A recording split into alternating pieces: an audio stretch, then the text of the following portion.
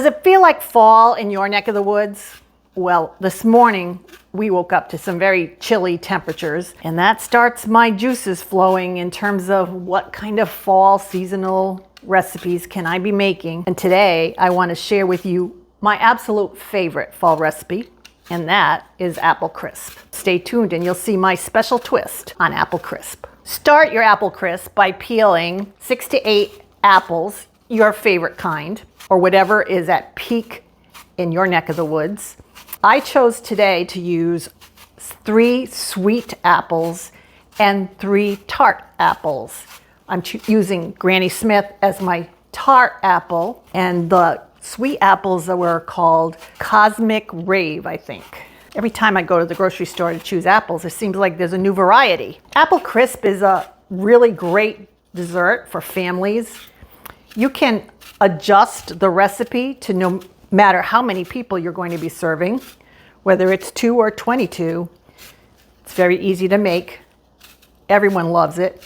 It's oh so delicious. Make sure you get some vanilla ice cream or make some vanilla ice cream to serve with it. Makes it even better. I like them to be in pretty good sized chunks, maybe 4 to 5 cuts per quarter of the apple, because I like to have some substantial apple flavor when I bite into my apple crisp. Then take a tablespoon and a half of granulated sugar and mix it with a teaspoon of delicious cinnamon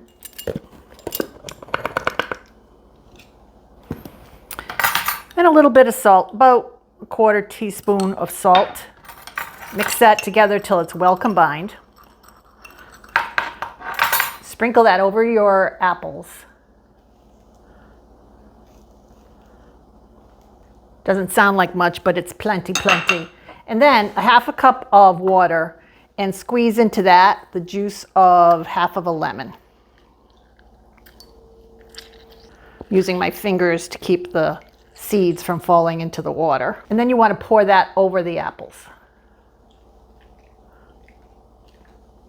And toss the apples in the mixture so that the cinnamon sugar is well distributed. And you're going to set this aside for just a short time. Preheat your oven to 350 degrees. Prepare your baking dish with just a little bit of butter. This is softened butter. I'm just smearing around with a paper towel. Then mix together in a bowl 1 stick of butter that you've cut into chunks with 1 cup of granulated sugar and 1 cup of all-purpose flour. Now you're going to get your fingers in here because I find that's the best way to make the crumble topping. First, I'm going to pour the apples into the dish. And actually that lemon juice and the water that I put in here has been pretty much absorbed by the apples. Distribute them evenly in the pan. And now I'm going to get my fingers in and toss the mixture of sugar and butter together. And you're going to use your fingers to squeeze the butter into the flour and sugar. You want to have crumbles. This is going to be a crunchy, crumbly topping on the apple crisp. And this is my twist.